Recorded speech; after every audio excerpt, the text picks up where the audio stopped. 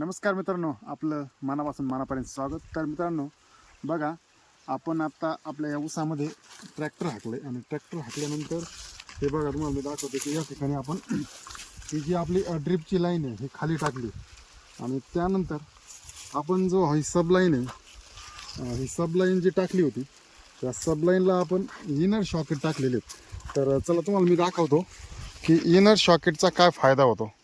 तर मित्रांनो, ज्यावेळेस ऊसात आपल्याला हाकायचं होतं त्यावेळेस ही सब लाईन ही वरती होती आणि हे काढणं गरजेचं होतं.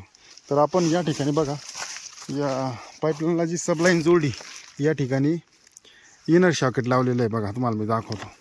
त्याच पद्धतीनं पुढं एक इनर शॉकेट आहे, जेणेकरून आता हाकून झालं आहे त्याच्यामध्ये ड्रिपच्या नळ्या आपण खाली घेतल्यात आणि या ठिकाणी आपण ते इनर शॉकेट जोडणार आहोत.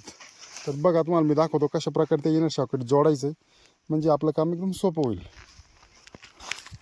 तर बघा तुम्हाला मी दाखवतो की सोपी पद्धत आहे. इनर शॉकेट आहे हे असं या प्रकारे इथं घ्यायचं आहे, बस हे याला टच करायचं आहे आणि या ठिकाणी हे अशा पद्धतीनं या ठिकाणी इनर शॉकेटच्या सहाय्याने आपण या ठिकाणी जोडू शकतो.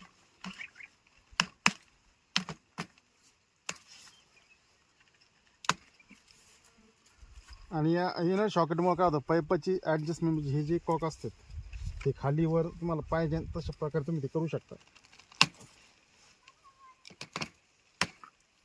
हे बघा,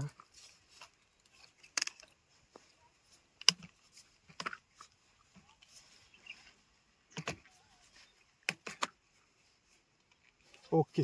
त्यानंतर हा कॉक चालू करून दिला ना तरी अशा पाणी येऊन जाईल.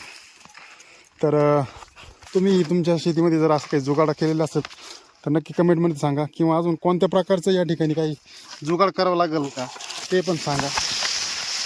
तर तुम्हाला मी दाखवतो की पुढचं जे इनर शॉकेट आहे ते आपण या ठिकाणी बसवणार आहे.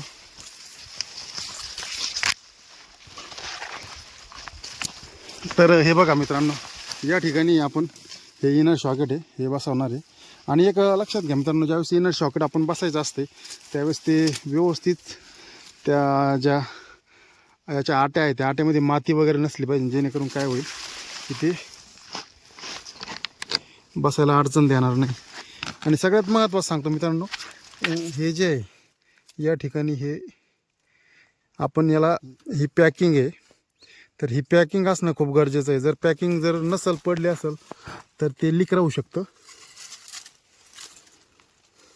तर मित्रांनो, तुम्ही बघू शकता या ठिकाणी आपण जी सबलाईन जोडल्यानंतर आपण प्रथमतः त्यातून आधी पाणी काढून घेतलं का, कारण की पाईपामध्ये जर काही गबळ असेल, घाण असेल तर ते ज्यावेळेस आपण हे जोडू या ठिकाणी येणार त्यावेळेस ते बाहेर निघणार नाही.